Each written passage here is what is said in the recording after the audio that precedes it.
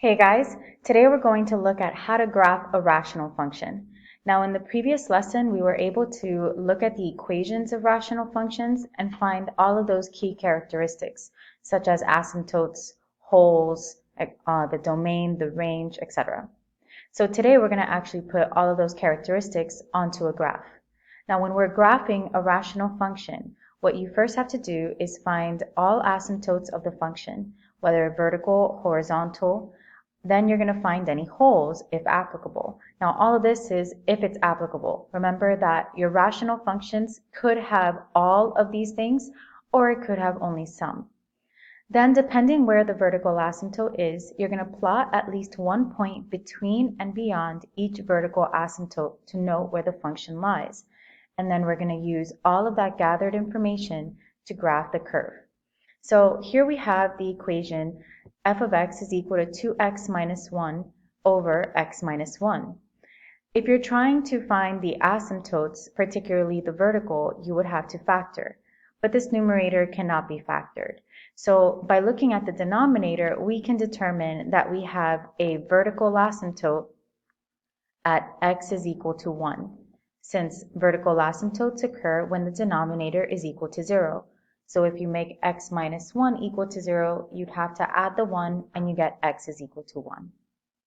Then for the horizontal asymptote, we notice that the degree of the numerator is equal to the degree of the denominator, so we would divide those coefficients. So 2 divided by 1 is 2. So we have a horizontal asymptote at y is equal to 2. Now, since nothing can be factored, and we see here that nothing cancels, that means that there are no holes. Now before I continue with the rest of my steps, what I like to do is already put my asymptotes on the graph. So we have the vertical at x is equal to 1, and the horizontal at y is equal to 2. Now remember, these are invisible lines, but when we graph them, it's helpful to know where they are and to be able to see them so we can graph those curves. Now the next part is to plot at least one point between or beyond those vertical asymptotes. We only have one here, so we're going to pick a point to the left and a point to the right of the vertical asymptote. So I'm going to create a little chart where I'm going to select my x's, and then I'm going to plug it into the function 2x minus 1 over x minus 1 to get the y value. Here's my vertical. If I plot a point to the left, I'm going to choose 0. I always try to choose an x value that is directly next to the vertical asymptote because you'll get a more precise value. If you plug in 0, you get 2 times 0, which is 0, minus 1 is negative 1. And then in the denominator, 0 minus 1 is negative 1. And negative 1 divided by negative 1 is equal to 1. Therefore, I have the coordinate at 0, 1. Now, I'm going to plug in the point 2, because that's to the right of the vertical asymptote. So we get 2 times 2, which is 4, minus 1 is 3. And in the denominator, we have 2 minus 1, which is 1. And 3 divided by 1 is 3. So we have a coordinate at 2, 3. So now when I plot these points, we have 0, 1 and 2, 3. By knowing where this point is, remember our graphs are more like, this is the approximate graph. It doesn't have to be super exact, but we want to know where these points are because then that tells me where the curve is. You see how we have these asymptotes? That curve is bounded by those asymptotes. It's never going to cross the horizontal or the vertical. So the curve is going to look something like this. Oops. And then on the other side, it would look something like that. And that would be our graph. Let's try another one. We have here negative 3x minus 6 over x squared plus x minus 2.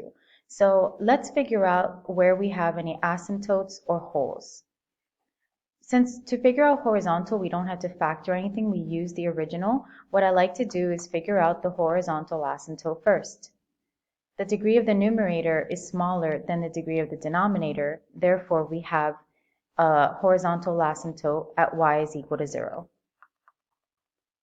To figure out the rest of the information, we have to factor everything. So the numerator, I can factor out a -3, leaving me with x plus 2.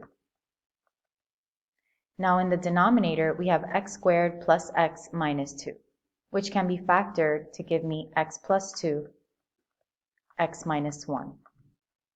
The x plus 2's here can cancel, and I have a simplified rational function of -3 over x minus 1. From looking at our simplified rational function, I can tell that I have a vertical asymptote at x is equal to 1, since we make that denominator equal to 0 and solve for x. Now, since I canceled out a factor, that means that I also have a hole. And that hole is when the x plus 2 is equal to 0, so at x is equal to -2. The hole is going to be the last thing I put on the graph, so we're just going to hold on to that information. For now, I'm going to go ahead and graph my horizontal and my vertical asymptotes.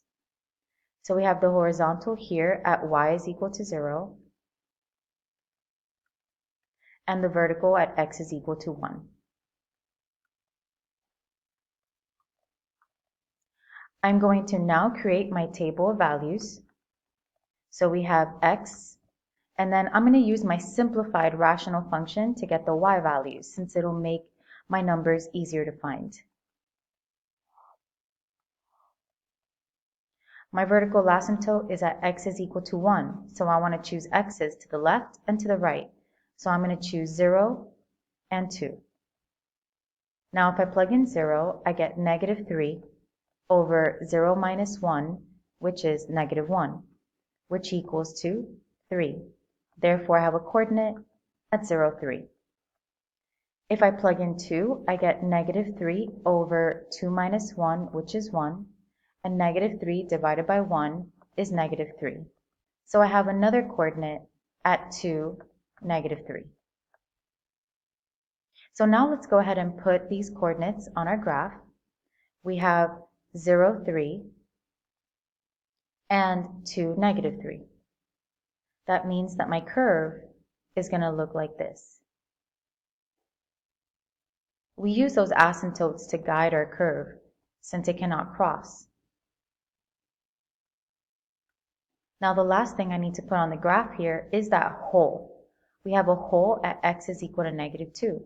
So I go to where the x is equal to -2, I find my graph, and then I just place a hole on it. And this would be my function. Now for the domain, we can use the graph or we can use the information that we have here. The domain is going to be all of the x's except for 1 and -2. So our domain is going to be from -infinity to -2, union -2 to 1, union 1 to infinity. And if you were to use your graph, you can just read it from left to right. So all of these x's except for where the hole is, which is at -2, and then all of these x's except for x is equal to 1, and then all of the x's after the 1. Now for the range, remember that the range is affected by these the horizontal asymptote, so that would be from -infinity to 0, union 0 to infinity.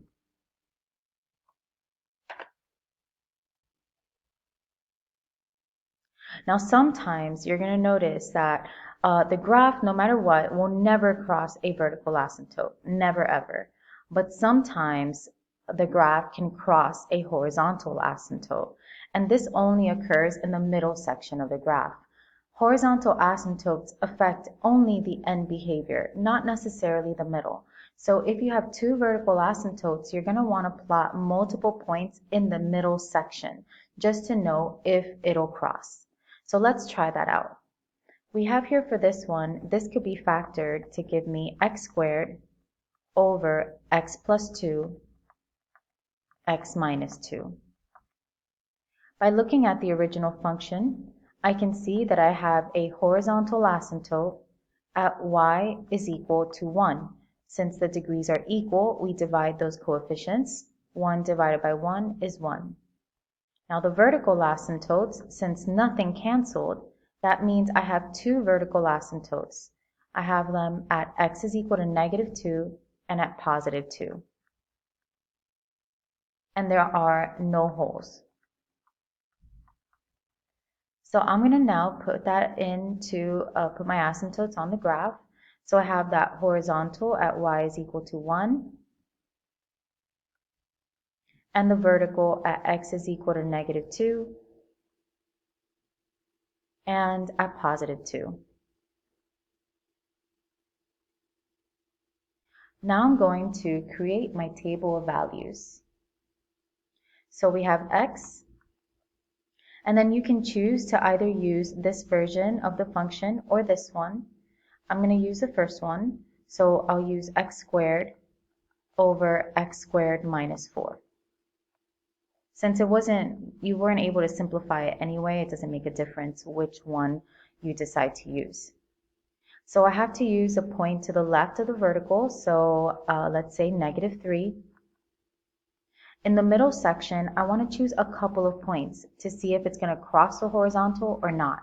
So I'm going to use the 3 here in the middle, -1, 0, and 1.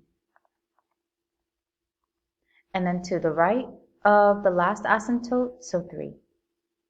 Now when you plug in -3, -3 squared is 9 over -3 squared is 9 minus 4 is 5, which 9 divided by 5 is a little bit over 1. So when we plot this point, it doesn't have to be 100% exact, but this is like 1 4/5, or you can say 1.8 if you put that in the calculator. So you have the coordinate at -3, 1.8. Now when you plug in -1, -1 squared is a +1 over 1 minus 4, which is -3, which gives you about -0.3. So we have the coordinate at -1, -0.3.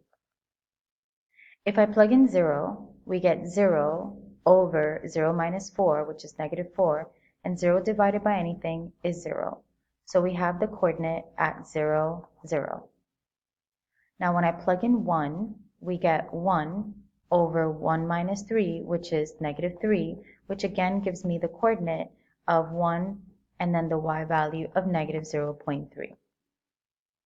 And finally, when you plug in 3, you get 3 squared, which is 9, over 3 squared, which is 9 again, minus 4 is 5. So that gives me once more that 1.8. So that coordinate would be 3, 1.8. Now we're going to plot all these points and see what happens. We have -3, 1.8, so really close to the 2. We have -1 and -0.3, so around right about here. Then 0, 0, 1, -0.3, so right around down here. And then we have at 3, the 1.8. Now you can see that for the middle section, it looks like it's curving down. So this is going to be kind of like an upside down parabola. Therefore, it does not cross that horizontal asymptote. So we have here this section that is curving towards the top. Then this that looks like an upside down parabola. And then this part here that is curving upwards as well. Let's try this one over here. We have x plus 1 over x squared plus x minus 6, which we can factor that denominator to give me x plus 3, x minus 2, which cannot be factored. Which cannot, nothing cancels. So this means automatically that we have no holes. Now in terms of asymptotes, the degree of the numerator is smaller than the degree of the denominator, so we have a horizontal asymptote at y is equal to 0.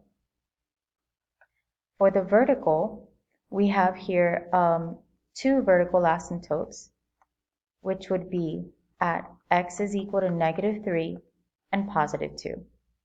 So I'm ready to at least put the asymptotes on my graph. We have at y is equal to 0, and then we have at x is equal to -3, and at x is equal to +2.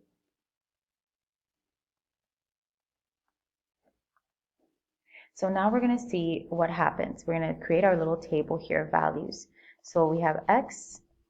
Now I'm going to use my factored version just because I think it's a little bit easier to plug in numbers. So we have x plus 1 over x plus 3, x minus 2. Again, you notice that in my charts here I use the original function, not the factored version, and then here I use the factored version. It doesn't matter which one you choose to use. So now I'm going to choose a point to the left of the vertical asymptote, which would be -4. I'm going to choose a few points here in the middle. I'm going to choose easy ones to plug in. So I'm going to do -1, 0, and 1 again. And then to the right of the vertical, I'll use 3. So now we plug that in. We have -4. So -4 plus 1 is -3. Divided by -4 plus 3, which is -1, times -4 minus 2, which is -6. And this is negative divided by negative times a negative. That means that my final answer will be negative. And then this is this is 3 over 6, so which can be simplified to 1/2. So we have the coordinate of -4, -1/2. Now when I plug in -1, in the numerator, -1 plus 1 is 0, and 0 divided by anything in the denominator is still going to be 0. So we have the coordinate at -1, 0. When I plug in 0, 0 plus 1 is 1, over 0 plus 3 is 3, times 0 minus 2 is -2, which gives me the fraction -1 over 6. So we have the coordinate at 0, -1 over 6. For 1, 1 plus 1 is 2, over 1 plus 3 is 4, times 1 minus 2, which is -1. This is basically 1/2 and times -1, so that gives us -1/2. So we have the coordinate at 1, -1/2. Now finally, when you plug in 3, 3 plus 1 is 4, over 3 plus 3, which is 6, times 3 minus 2, which is 1. So 4 over 6 can be simplified to 2 over 3. So we have the coordinate, this is 2 over 3, so we have the coordinate 3, 2 over 3. Now let's plot these points and see what happens. We have -4, -1/2. Then we have -1, 0. So here, so automatically, because it's on the horizontal asymptote, I can see that it is going to cross in the middle section. Then we have 0, -1, 6. So it's definitely a negative number. It's a fraction, so I would say probably around here. And then we have at 1, -1/2, so halfway down. And then 3, 2/3, so that's a positive number, so it's going to be a little bit before the 1. So here on the edge, since the point is below the horizontal, it's going to curve downwards like this. Since this, you can see it kind of looks like a line, it touches the y is equal to 0 horizontal asymptote, so it's going to cross it. It's going to bound itself by this vertical and this vertical, so that means that this end is going to go up, and this end, because this is decreasing, is going to go down. So it's going to look something like this.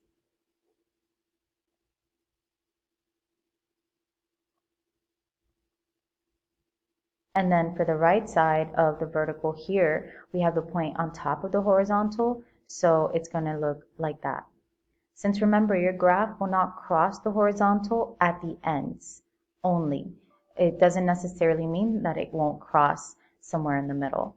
So when this happens, there are two scenarios. Either in the middle section, it's going to look like some sort of parabola, or it's going to look like some sort of cubic function. Now let's take a look at an asymptote that we haven't covered yet.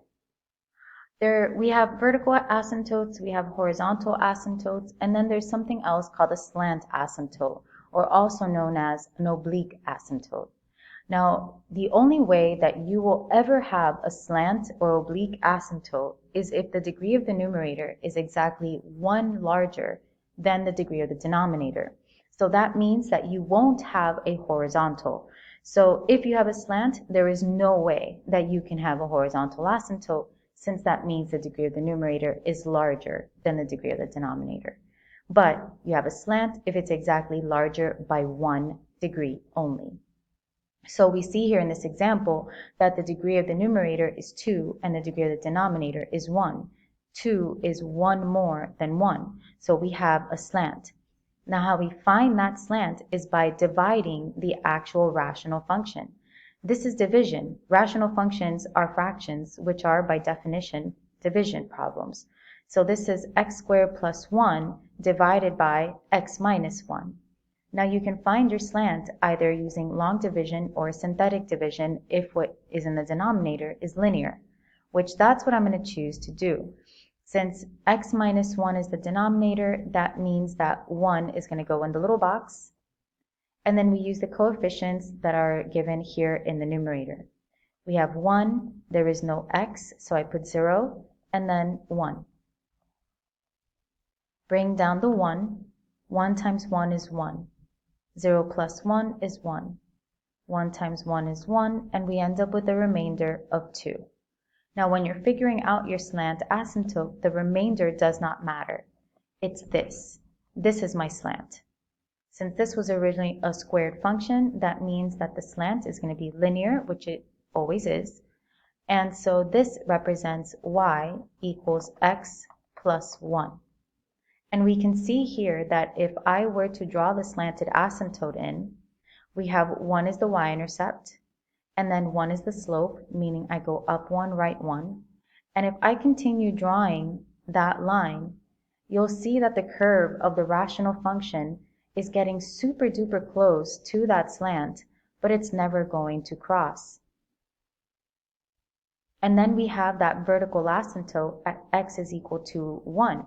So you can see here that if I draw that in, our rational function is encased by that vertical and the slant. Let's practice how to find that slanted asymptote. This is the graph of the function, so you can see that we do have a slant, but we want to just make sure that you can find it. We have the function x squared minus 5x plus 7 divided by x minus 2. So that means that we are dividing x squared minus 5x plus 7 by x minus 2. So we're going to put 2 in the box and then write the coefficients going across. So 1, negative 5, and 7. Bring down the 1. 1 times 2 is 2. Negative 5 plus 2 is negative 3. And negative 3 times 2 is negative 6, but who cares because the remainder does not matter. This is my slant. Y equals x minus 3. And you can see we have a y-intercept here of negative 3 and a slope of 1. So if I just draw in that line, or at least I'm putting all of those points, we can see that the graph is getting infinitely close to that slant, but never going to cross. And then here is the vertical at x is equal to 2, and again, our graph is encased by that vertical and the slant. Now sometimes, right, our function will land in what I call the little pocket here, or sometimes it'll land in this area here, and that's why we would need to test that by plugging in some function values. Okay, so let's practice putting this all together. We're going to determine all of the asymptotes and the holes for the function, and then we're going to graph and state the domain. So first off, we have here x squared plus 3x minus 3 over x plus 1. I can tell that by looking at the degree of the numerator and the degree of the denominator, the degree of the numerator is larger, therefore there is no horizontal asymptote. But if we have no horizontal asymptote, we want to check, is it possible that we have an oblique asymptote? The degree of the numerator is exactly 1 more than the degree of the denominator, meaning there is an oblique asymptote. So we have to divide x squared plus 3x minus 3 by x plus 1. So I'm going to put negative 1 in my little box here, and then my coefficients, 1, 3, and negative 3. Bring down the 1. 1 times negative 1 is negative 1. 3 minus 1 is 2. 2 times negative 1 is negative 2, and I have a remainder of negative 5 that does not matter. So my slant, or oblique, whatever you want to call it, is located at y equals x plus 2. Now for the vertical asymptote. If I can factor, I would, but x squared plus 3x minus 3 cannot be factored. The only two numbers that would multiply to give us negative 3 are negative 3 and 1, or 1 and negative 1 and 3, which none of which would add up to give you 3. So since we cannot factor, that means that no factors will cancel, so that means that there are no holes. But we do have a vertical asymptote, which is located at x is equal to negative 1. So we have a lot of information right now. So let's go ahead and put that on our graph. We have x is equal to negative 1 for the vertical. And then we have the slant, which is located at y equals x plus 2. So 2 is the y-intercept, so I'm going to put my dot there. And then we have a slope of 1. So up 1, right 1. And then I'm just going to continue that pattern, and then these points here will count as my slanted asymptote. Now, in order to figure out if my graph lies in these pockets or on the outside here, we need to create a table of values. So we're going to create x, and then we would do the x squared plus 3x minus 3 divided by x plus 1. You still do what we did before. Even though we have a slant, that does not matter. We're going to pick a point to the left of the vertical and to the right of the vertical. There are no two vertical asymptotes, so we don't have to worry about that. So we're just going to do negative 2, because that's to the left of negative 1, and 0. When you plug in negative 2 squared is 4. Plus 3 times negative 2 is negative 6. Minus 3, divided by negative 2 plus 1, which is negative 1. 4 minus 6 is negative 2, minus 3 is negative 5, divided by negative 1 is positive 5. So we have a coordinate at negative 2, 5. Now when you plug in 0, 0 squared is 0, plus 3 times 0 is 0, minus 3, negative 3, over 0 plus 1, which is 1. And negative 3 divided by 1 is negative 3. So we have a coordinate at 0, negative 3. So now we're going to go ahead and plot these points. We have negative 2, 5. And then we have the point 0, negative 3. Now by looking at where these points lie, you see that it's not in the pocket, but rather on the outside. So you use that vertical asymptote and the slant to guide your curve. So it's going to look something like this. And then for this one, it's going to look something like that, since it's on this side of the slant and the vertical. And that would be our graph. Now for the domain is affected by the vertical asymptote and the holes. We only have a vertical asymptote at negative 1, so the domain is going to be from negative infinity to negative 1, union negative 1 to infinity. Let's try one more example. We have here x squared plus x minus 12 over x squared plus 2x minus 8. By comparing the degree of the numerator with the degree of the denominator, I see that they are equal. Therefore, we do have a horizontal asymptote, which is located at y is equal to 1, since we would divide those coefficients, and 1 divided by 1 is 1. Now, since we have a horizontal, this means that we would have no slant.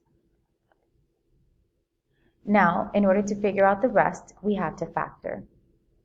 F of x in the numerator, we can factor that to be x plus 4, x minus 3. Since 4 times negative 3 is 12, and 4 minus 3 is 1. The denominator, x squared plus 2x minus 8, can be factored to give us x plus 4, x minus 2. So these factors will cancel here, and I'm left with a simplified rational function of x minus 3 over x minus 2. So it looks like I have a hole, since I have a factor that canceled. And that hole is located at x is equal to negative 4. Since if you make that factor equal to 0, you would get that x is equal to negative 4 by subtracting the 4. Now, looking at our simplified rational function, I also see that I have a factor left over in the denominator, meaning that I do have a vertical asymptote, which is located at x is equal to 2. I'm going to go ahead and put my asymptotes on the graph. So I have x is equal to 2, and y is equal to 1. Now what we're going to do is we're going to create our table of values. So we have x, and I'm going to choose in this case to use my simplified rational function, since it's a lot easier to plug in values like that. I need to pick a point to the left and to the right of the vertical asymptote. To the left we have negative 1, and positive 1, and to the right we have 3. Now when we plug in 1, we have 1 minus 3, which is negative 2, over 1 minus 2, which is negative 1. Negative 2 divided by negative 1 is 2. So that gives me the coordinate of 1, 2. Now when I plug in 3, I get 3 minus 3, which is 0, over 3 minus 2, which is 1. And 0 divided by anything is 0. So I have the coordinate at 3, 0. So now I'm going to go ahead and plot my 2 points. We have 1, 2, and 3, 0. Because I only have one vertical asymptote, that means that we're just going to go ahead and draw our curve based on that horizontal asymptote. So it's going to look something like this on this side, and then this one is going to curve downwards. And then the final thing I need to put on my graph is this hole. We have a hole at x is equal to negative 4. So I go to negative 4, and I just draw in my little open circle there to indicate that that is a hole. So now our domain is affected by both the hole and the vertical asymptote. So my domain here would be negative infinity to negative 4, union negative 4 to 2, union 2 to infinity. And that's graphing rational functions.